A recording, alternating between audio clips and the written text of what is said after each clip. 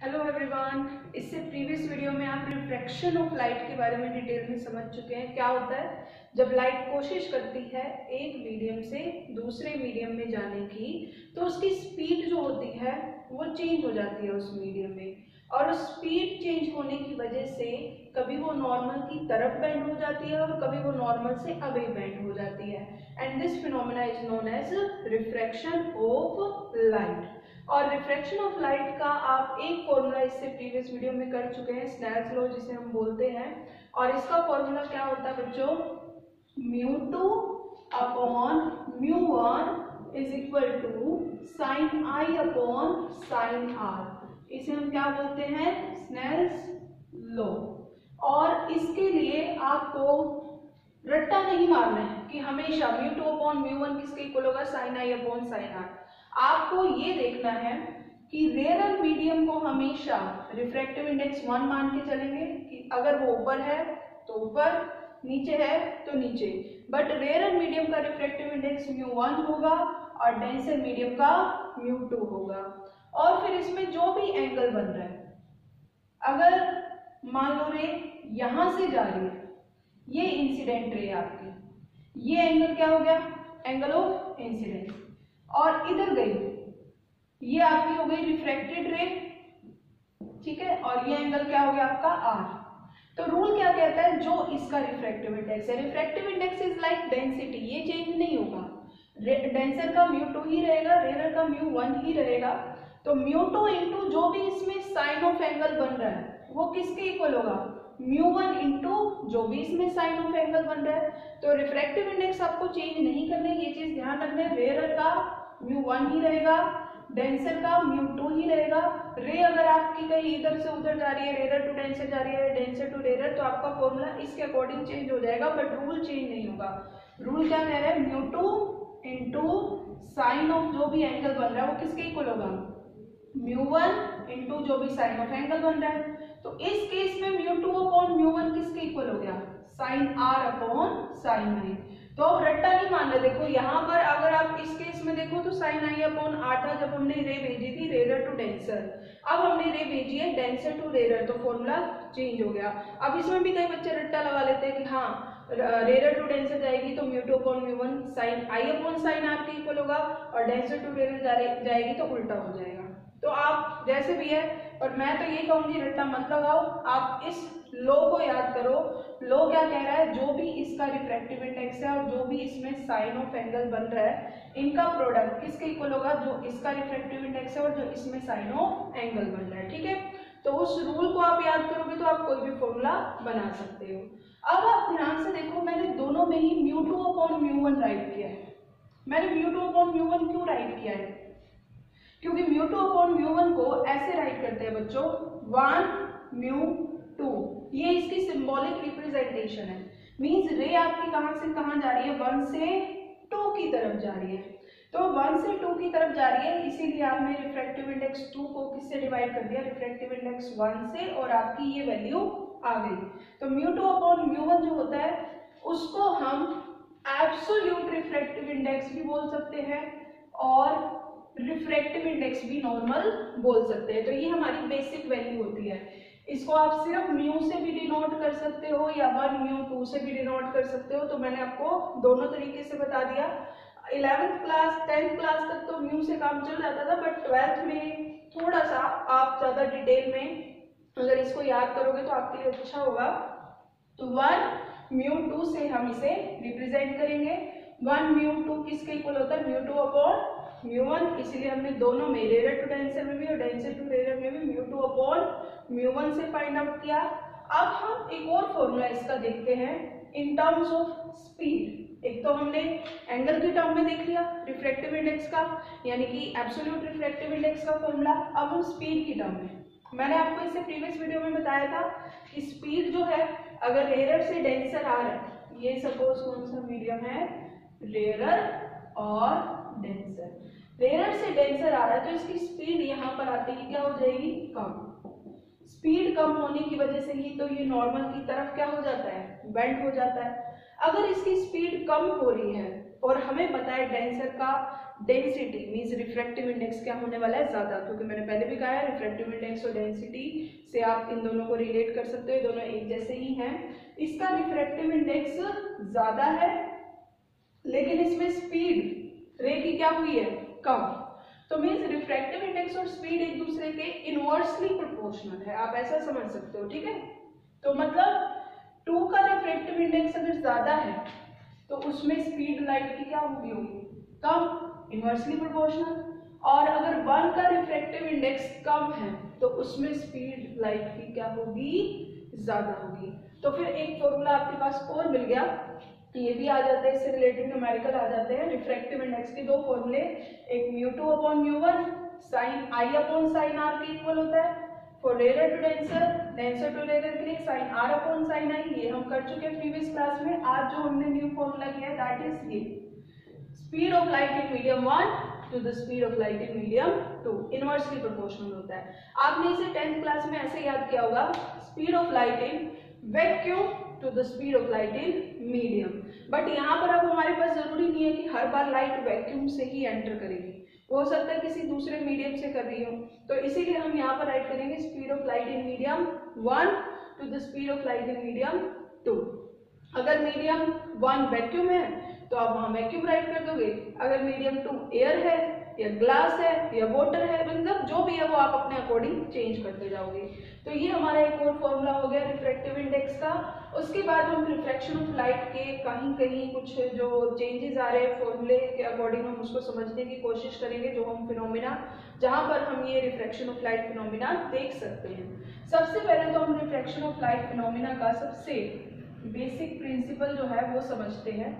और हाँ, एक चीज और, इसकी यूनिट रहेगी रिफ्रैक्टिव इंडेक्स की। ऐसा यूनिट क्या होती है बच्चों, कोई यूनिट नहीं होती, it has no unit no dimension, क्योंकि सेम क्वांटिटी से सेम क्वांटिटी डिवाइड हो रही है, so it will have no units no dimension.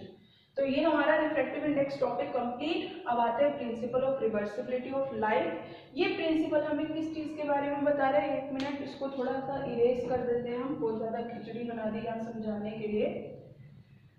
तो ये तो आपका था ही फॉर्मूला, थोड़ा सा ये न्यू पड़ा है बस, ओके। अब इसके बाद ये आपकी लाइट जा रही है रेयर टू डेंसर, ये रे इंसिडेंट रे है, ये नॉर्मल है। आपको पता है इंसिडेंट रे नॉर्मल के साथ जो एंगल बनाती है वो एंगल कौन सा हो जाएगा, एंगल ऑफ इंसिडेंस। और अब जाना था इसमें ऐसे सीधा, ठीक है, देख रहे हो, लेकिन स्पीड यहाँ आते ही क्या हो गई, कम होगी, इसका रिफ्रैक्टिव इंडेक्स ज्यादा है, तो जिस वजह से ये नॉर्मल की तरफ मुड़ गई, ठीक है। इतना तक हो गया, अभी आप इसको मत देखो इस मिरर को, इतना तक हमने कर लिया। उसके बाद तो पहले एक बार इतने तक के लिए हम रिफ्रैक्टिव इंडेक्स फाइंड आउट कर लेते हैं। अभी बताया आपको रिफ्रैक्टिव इंडेक्स को कैसे डिनोट करेंगे, 1/μ2। रे कहां से कहां जा रही है, फर्स्ट से, ये फर्स्ट मीडियम है, सेकेंड की तरफ, इसका रिफ्रैक्टिव इंडेक्स है μ1, तो फर्स्ट से सेकेंड की तरफ जा रही है तो क्या होगा, μ2/μ1 is equal to sine I/sin r। तो तुक्का नहीं मानना है, निकाल के देखना है क्या कह रहा है रूल, फर्स्ट वाले का रिफ्रैक्टिव इंडेक्स इनटू जो भी इसमें साइन ऑफ एंगल है किसके इक्वल होगा, सेकेंड वाले का रिफ्रैक्टिव इंडेक्स और जो भी इसमें साइन ऑफ एंगल बन रहा है इनके प्रोडक्ट के इक्वल। तो आप μ2/μ1 करोगे तो क्या हो जाएगा, I/r हो जाएगा, ठीक है। तो ये आपके पास फर्स्ट इक्वेशन आ गई।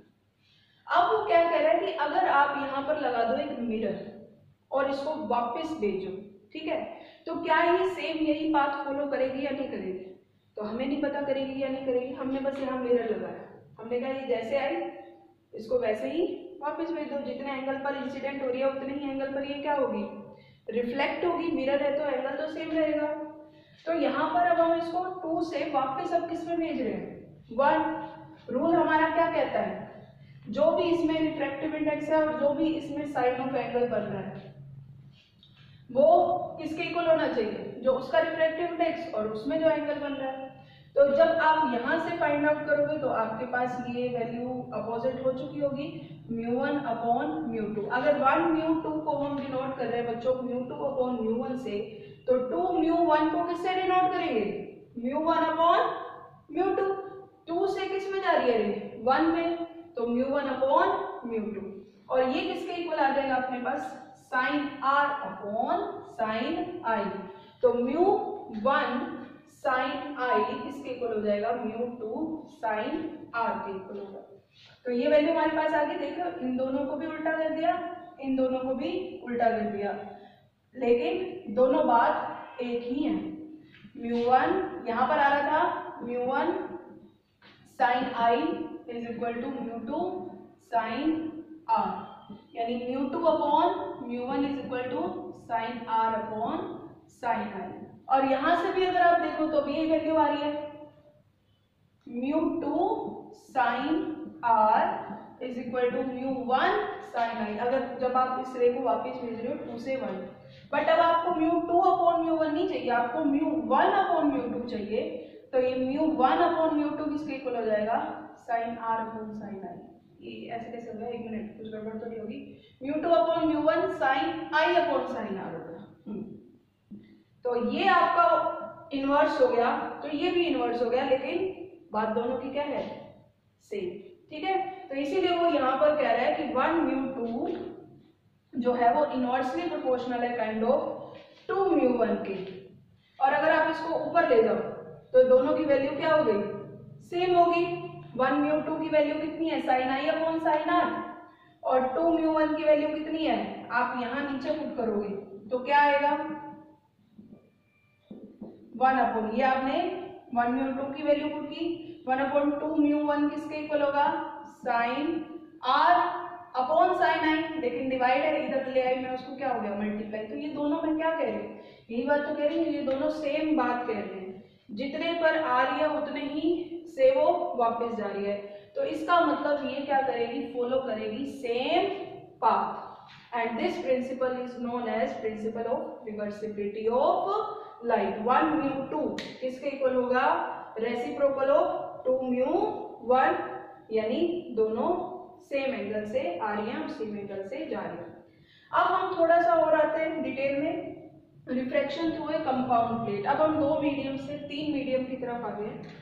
देखो बच्चों, ये अपना मीडियम हमने कंसीडर कर लिया एयर, नेक्स्ट कंसीडर कर लिया वाटर, फिर नेक्स्ट कंसीडर कर लिया ग्लास, और अब वापस से किस में आ रही है? एयर में। 3 मीडियम हो गए, एयर, वाटर, ग्लास, वापस से एयर में बाहर आ जाएगी। तो ये अपनी एक रे है जो सबसे पहले एयर से वाटर सरफेस पे इंसिडेंट हुई। तो ये सरफेस, ये रे कौन सी हो जाएगी? Incident ray. इसलिए नॉर्मल के साथ जो एंगल बनाना है वो एंगल कौन सा हो जाएगा? Angle of incident. अब ये रिफ्रैक्ट होगी, रिफ्रैक्ट होगी तो कैसे होगी? रेयर टू डेंसर जा रही है, water as comparison to air तो डेंसर ही है।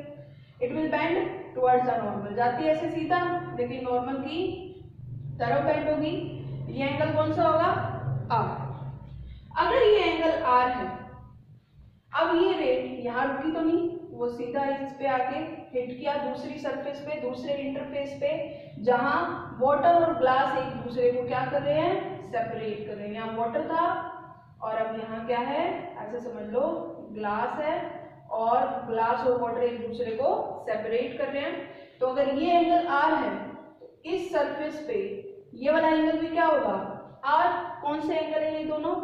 Alternating angles. ये एंगल आर है तो ये वाला एंगल भी आर, क्योंकि 2 पैरेलल लाइंस के बीच में ऐसे बना हुआ है एंगल, ठीक है, या ऐसे बने हुए एंगल।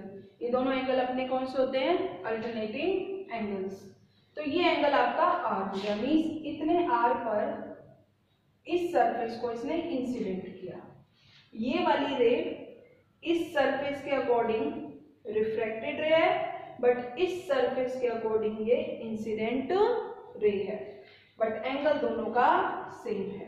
ठीक है, अब उसके बाद इसने फिर से वाटर और ग्लास को देखो। अब आप वाटर और ग्लास में वाटर रेयरर है और ग्लास डेंसर है।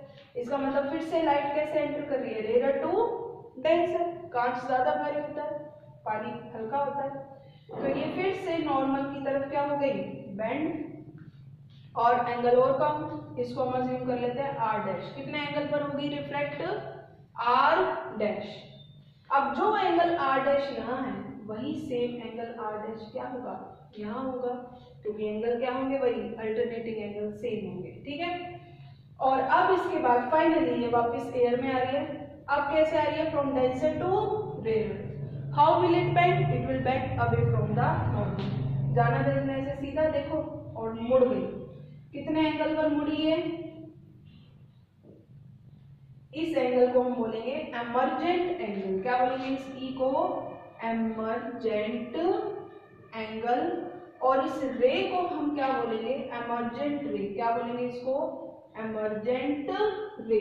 एमर्ज का मतलब होता है कि एक तरह से जैसे कहीं कोई फंसा हुआ है और बाहर निकलते आ रहा है और उभरता हुआ बाहर आ रहा है एकदम से, तो इसीलिए ये भी रे क्या होती है, बेचारी फंस गई थी इन दोनों मीडियम के अंदर, अब बाहर निकलती हुई आ रही है। इस रे को एमर्जेंट रे बोलते हैं। और ये जो एंगल बना रही है नॉर्मल के साथ, इसको एंगल ऑफ एमरजेंस भी बोलते हैं। इसके बारे में भी 10th क्लास में आपने किया होगा क्लास लैब में, वो टॉपिक भी आएगा अभी के लिए भी, और आपको इतना ही पढ़ना है, ठीक है, वो टॉपिक नेक्स्ट में हम करेंगे।